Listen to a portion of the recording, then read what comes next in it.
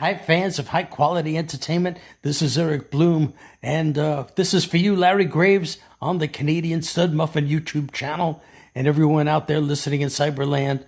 Eric Bloom of Blue Oyster Cult here. Listen, new Blue Oyster Cult music. We got 2 singles out already off our new album, The Symbol Remains. If this is running before October 9th, there's only 2 cuts that you can hear, but there's more coming. If it's after October 9th, the new album is released now already. It's 14 tracks. So The Symbol Remains, new album, first one in 20 years. So thanks for listening. Thanks for watching. And thanks for being a BOC fan if you are. And if you're new to our stuff, well, where have you been for 50 freaking years? Larry Graves, thanks very much. And thank you, everybody. Hope you all dig our new stuff. Bye-bye. Thank you, Eric Bloom from Blue Oyster Cult, for the amazing intro. I really appreciate it.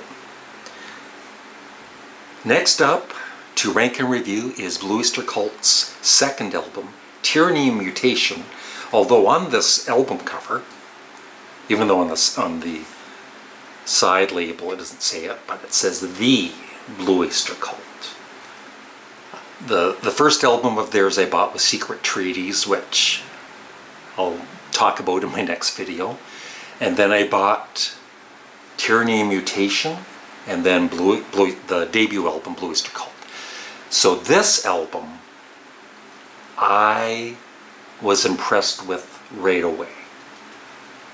And if you are a fan of guitar work, lots of guitars, solos, and high energy, this is an album you need to listen to. There's 8 songs. They all kind of flow into each other. There's no like gap in between the songs. And it's just,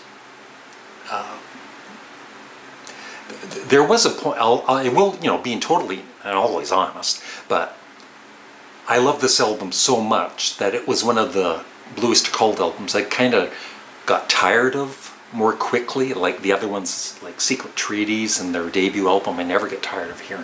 But at some point, maybe it was a bit more simple, a little more just, not commercial, but just easier to listen to, even though it had a hard edge to it. But in the last year or so, I've come back to listening to this and thinking, why wasn't I playing this more? Why was I ignoring it? It's a friggin' great album. Let's do the album cover and production and everything. The album cover, once again by the same artist as the debut, and it is even better than the debut.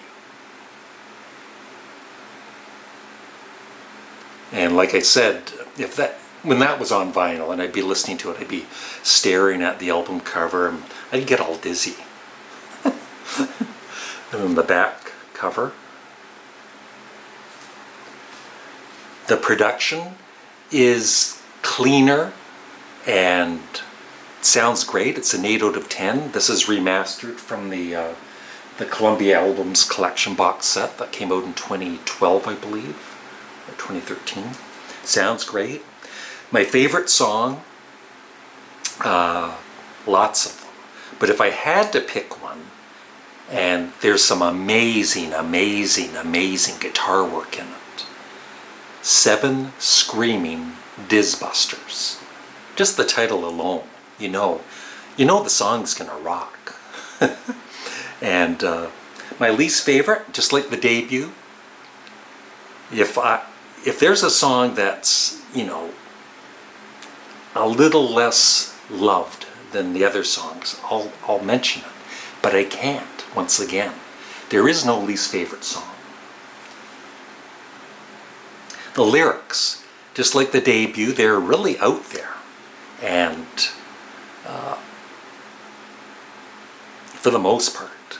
And they don't make any sense to me. And that's why I love them. They are very, very original lyrics. They're not always written by the band. They have outside writers, and Patti Smith sometimes, and Sandy Pearlman and Richard Meltzer.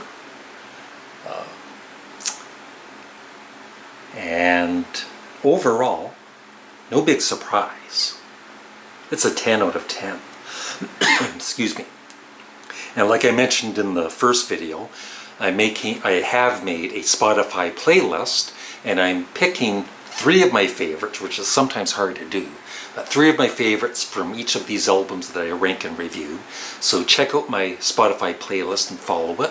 And if you don't know much about Blue Oyster Cult or just getting into them, follow my playlist at first, and I'm sure you will fall in love with the band like I have since 1974.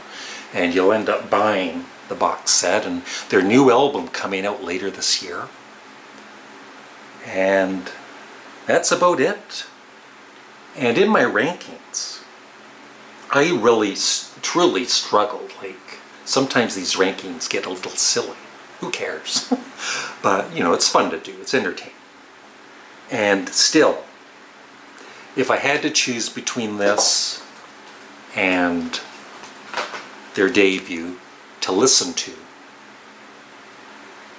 I would usually listen to this one.